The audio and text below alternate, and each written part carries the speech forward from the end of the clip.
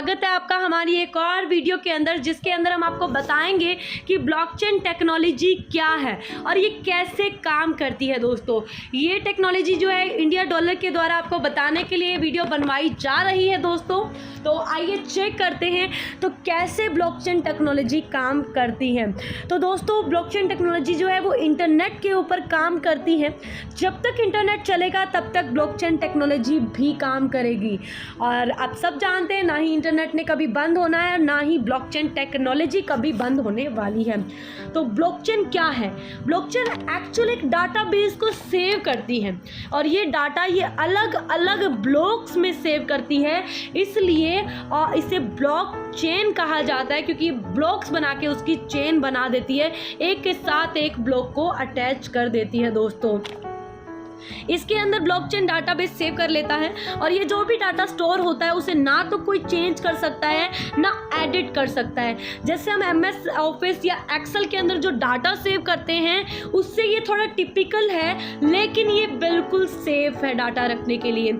ये डाटा जो भी यहाँ वहाँ पर तो हम एडिट कर सकते हैं, लेकिन यहाँ पर एडिट के कोई ऑप्शन नहीं है दोस्तों, ना ही कोई चेंज हो सकता है इसके अंदर। यानी यहाँ पर बिल्कुल सेफ तरीके से रखा जाता है। ये नॉर्मल से बहुत अलग होता है और ये ब्लॉक्स बना देता है और उसे स्टोर करता है। दोस्तों, आप सबको पता होगा कि RBI ने अनाउंस किया है, जो हमारे भारत के वित्त मंत्री हैं निर्मला सीतारमण ने साल 2022 के जो बजट आया था उसके दौरान उन्होंने एक चीज़ बताई थी, घोषणा की थी कि आने वाले टाइम के अंदर, आने वाले अगले ईयर के अंदर, साल के अंदर हम एक डिजिटल मुद्रा विकसित करेंगे, यानी बनाएंगे।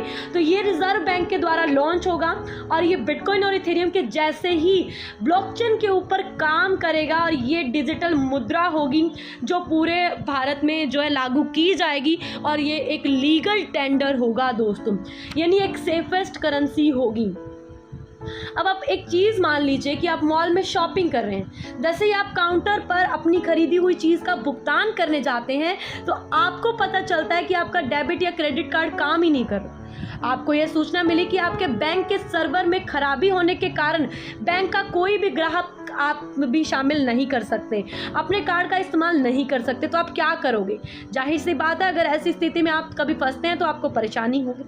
अब परेशानी होगी, लेकिन अगर दूसरी तरफ ये खरीदारी आप डेटा या लेज़र या एक्सेस हो तो उसके क्रेडिट कार्ड में होने वाली हर लेन देन का अपडेट कर सकता है। जैसे बैंक सर्वर काम करे या ना करे, अगर ऐसा होता है और सर्वर डाउन होता है, अगर ब्लॉकचेन पर ये सारी चीज़ें टिक जाती हैं तो यकीन मानिए दोस्तों, ये सारी चीज़ें बहुत बेस्ट हो जाएंगी और कोई भी इसमें छेड़छाड़ नहीं कर पाएगा।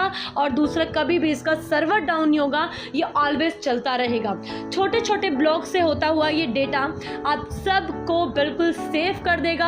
आपके बैंक से कभी भी पैसा निकल नहीं पाएगा। बिल्कुल सेफेस्ट तरीके से टेक्नोलॉजी को यूज़ किया जा सकता है। ब्लॉकचेन को दूसरे शब्दों में आप एक लेज़र कह सकते हैं, एक डिजिटल लेज़र जो कि अपनी अलग फिक्स स्टैंप लगाती है, टाइम स्टैंप जिसे हम कहते हैं।